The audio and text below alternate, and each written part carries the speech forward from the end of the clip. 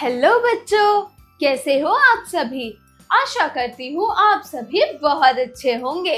तो बच्चों, आज हम एक नई पुस्तक शुरू करेंगे, हिंदी पाठ्य पुस्तक ग्रेड 4 क्लास 4। तो चलिए शुरू करते हैं। चित्र कथा। जैसा कि हमने बाकी 3 कक्षाओं में पढ़ा, चित्र कथा क्या होती है। चित्र कथा एक वो कथा होती है, ये इस तरह की कथाएं हैं जो हम चित्र के जरिए पढ़ते हैं या फिर चित्र के जरिए समझते हैं, उन्हें हम चित्र कथा कहते हैं। तो बच्चों, यहाँ भी कुछ ऐसा ही है। यहाँ आपको कुछ चित्र दिए गए हैं और उनके साथ साथ कुछ वार्तालाप, कुछ डायलॉग्स दिए गए हैं, जिससे आपको ये कथा समझनी है और इसको पढ़नी है। तो चलिए मेरे साथ ये चित्र कथा शुरू कीजिए।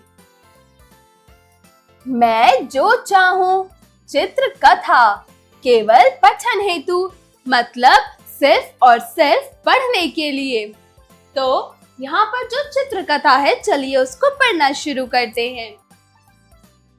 एक बार की बात है, एक गांव में हरिलाल नामक एक कंजूस व्यक्ति रहता था। एक दिन जब हरिलाल काम कर कर घर लौटा तो उसने देखा कि उसके घर में आग लग गई है। हाय रे, यह क्या हो गया। हाय, मेरी जमा पूंजी अंदर ही रखी हुई है। अब क्या करूं, सारे नोट जलकर राख हो जाएंगे। हाय। ऐसा बहुत पहले की कहानी है ये। एक बार क्या होता है, एक गांव में ना एक व्यक्ति रहता है। उस व्यक्ति का पता है क्या नाम होता है? हरिलाल। वो बहुत कंजूस होता है, उससे एक पैसा भी नहीं निकलता कहीं, बहुत कंजूस व्यक्ति। एक दिन क्या होता है, जब हरिलाल काम पे जाता है, आकर पता है क्या देखता है कि उसके घर में आग लग गई है और वो बहुत परेशान होता है। वो हाय हाय चिल्लाने लगता है। वो बोलता है कि जितनी भी मेरी जमा पूंजी है सारी अंदर जलकर राख हो जाएगी, तो अब मैं क्या करूंगा, मेरे पास तो कुछ भी नहीं बचा। तो उसका एक दोस्त बोलता है, मेरा नाम कल्टू है, मैं अंदर जाऊंगा और आपके सारे रुपए ले आऊंगा, लेकिन एक शर्त पर। वहाँ एक व्यक्ति खड़ा होता है। वो आकर हरिलाल से बोलता है कि मेरा नाम कल्टू है, मैं तुम्हारी मदद कर सकता हूँ, मैं इस आग में जाके तुम्हारे सारे नोट ले आऊंगा, सारे रुपए ले आऊंगा, लेकिन मेरी एक शर्त है। तो हरिलाल बोलता है, हाँ ठीक है, परंतु तुम्हारी शर्त क्या है? तो कल्टू बोलता है, मैं जो चाहूंगा वही आपको दूंगा और बाकी का खुद रख लूंगा। ऐसा कल्टू बोलता है कि अगर मैं नोट वो लेकर आऊंगा, वो मैं सारे रुपए लेके आऊंगा, तो जितनी मेरी मर्जी होगी मैं उतने ही तुम्हें दूंगा, बाकी सारे रुपयों को मैं अपने पास ही रख लूंगा। तो हरिलाल बोलता है, मुझे तो मंजूर है, लेकिन जल्दी जाओ नहीं तो सारे रुपए जल जाएंगे। रुपए रसोई की अलमारी में एक थैले में रखे हुए हैं। लुटेरों को छलावा देने के लिए मैंने वहां थैला रखा था।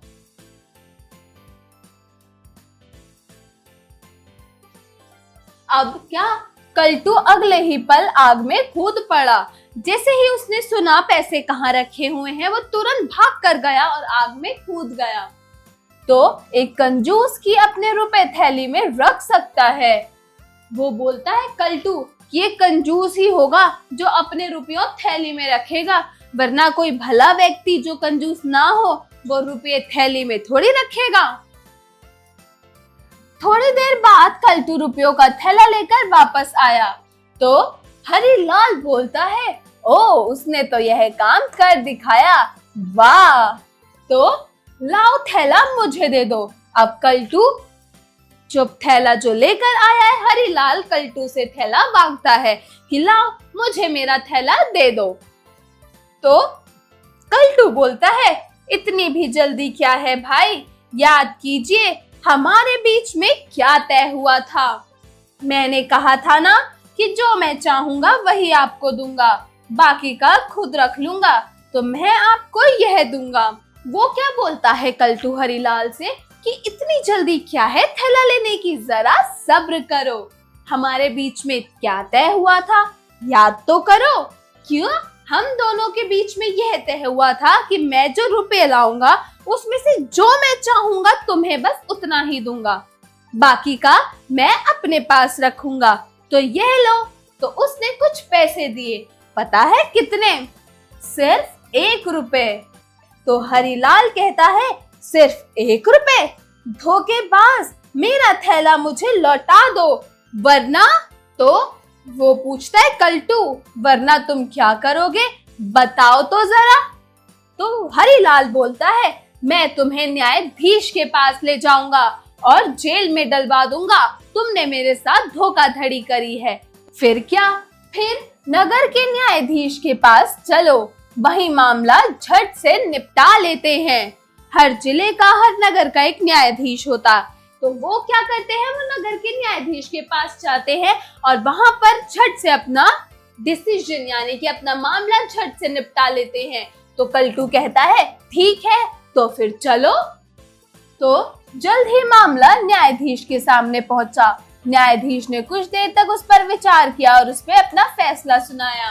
कल तो न्यायालय का आदेश है कि तुम रुपयों से भरा थैला हरिलाल को लौटा दो और वह 1 रुपए खुद ले लो बतौर इनाम। न्यायाधीश पता है क्या फैसला सुनाते हैं? न्यायाधीश बोलते हैं कि जो तुम ये रुपयों का थैला लेकर आए हो, ये इज्जत से तुम हरिलाल को लौटा दो और वो जो 1 रुपए तुम हरिलाल को दे रहे थे वो तुम रख लो बतौर इनाम, यानी इनाम के तौर पर। तो कल्टू बोलता है, लेकिन न्यायाधीश जी, हमारे बीच तय हुआ था कि मैं जानता हूँ कि क्या तय हुआ था। तय यह हुआ था कि तुम जो चाहोगे वही हरिलाल को दोगे, बाकी का खुद रख लोगे, लेकिन तुम इस बात पर कायम नहीं रहे। ऐसा न्यायाधीश कहते हैं कि मैं तो जानता हूँ कि क्या तय हुआ था। बात ये हुई थी कि तुम जो चाहोगे वो तुम हरिलाल को दोगे और बाकी का तुम खुद रख लोगे, है ना? लेकिन तुमने ऐसा नहीं किया, तुम अपनी बात पर कायम नहीं रहे। तो कल्टू कहता है, लेकिन मैंने तो वही किया जो मैंने कहा था। उसके लिए तो वो चीज बिल्कुल ठीक थी, उसने तो वही किया जो उसने कहा था। फिर न्यायाधीश कहते हैं, नहीं, तुमने ऐसा नहीं किया। तुमने चाहा कि नोटों से भरा थैला स्वयं अपने पास रखूं और तुमने वैसा ही किया ना?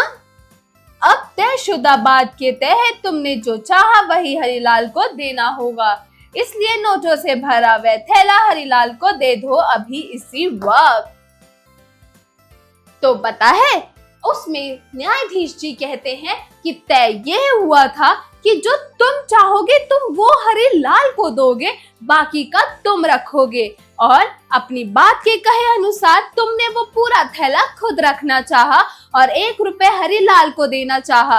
तो तुमने चाहा तो पूरा थैला पैसे का रखना, तो इसका मतलब कि वो थैला तुम्हें हरिलाल को देना ही पड़ेगा, जैसी बात तुमने कही थी उसके मुताबिक।